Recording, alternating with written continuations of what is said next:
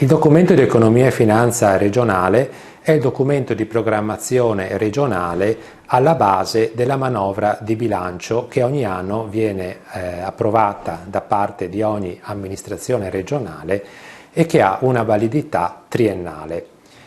È previsto dal decreto legislativo 118 del 2011 che ha l'obiettivo di omogenizzare, uniformare la contabilità delle regioni e degli enti territoriali nell'ottica di un approccio consolidato della finanza pubblica. Ed infatti il DEFR, il documento di economia e finanza regionale, viene adottato dopo che è stato adottato il documento di economia e finanza nazionale, che dà delle indicazioni appunto per quanto riguarda gli aspetti di finanza pubblica locale, territoriale. Sono due i momenti di approvazione del DEFR, il primo a giugno di ogni anno e il secondo in autunno a seguito dell'adozione della nota di aggiornamento al documento di economia e finanza nazionale, a cui segue quindi la nota di aggiornamento al DEFR. Che cosa contiene il DEFR?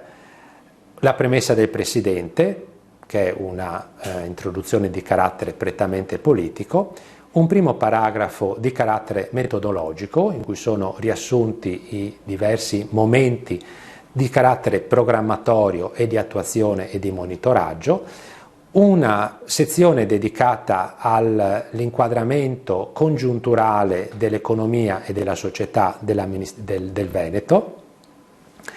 Quindi poi si passa a una parte che illustra l'andamento della programmazione comunitaria 2014-2020 con un focus importante sui lavori che si stanno attuando per quanto riguarda il nuovo settennio di programmazione comunitaria 21-27.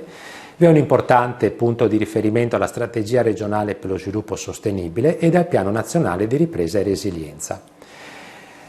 Vi è poi un contenuto descrittivo delle 18 missioni in cui si compone il bilancio. La struttura del DEFR è identica a quella del bilancio proprio per favorire una lettura più chiara, una descrizione dei programmi in cui si articolano le missioni e poi delle schede obiettivo molto particolari e dettagliate in cui vengono appunto approvati e individuati quali sono le principali attività che vedranno impegnata l'amministrazione regionale. Un altro punto importante è dato dall'allegato in cui sono evidenziati gli obiettivi dati agli enti, attribuiti agli enti e alle società partecipate e controllate proprio in un'ottica di sistema regione.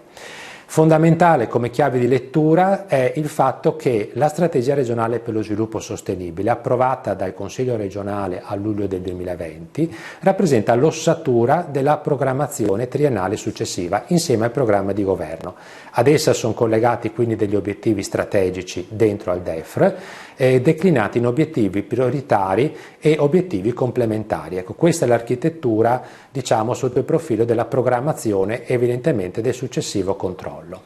Il DEFR è frutto non solo di un lavoro svolto all'interno dell'amministrazione, ma di un importante momento di confronto e di raccolta di osservazioni e di contributi da parte delle associazioni di categoria attraverso un percorso che si sviluppa nel corso dell'anno attraverso dei momenti particolari, tavoli di concertazione ma anche le audizioni in consiglio. Sono dei momenti molto importanti in cui è possibile effettivamente dialogare e mettere anche a sistema, vedere quali sono le osservazioni, i contributi maggiormente significativi, proprio in ottica di una costruzione di una programmazione regionale che deve coinvolgere e deve avere come protagonisti tutti gli attori del territorio.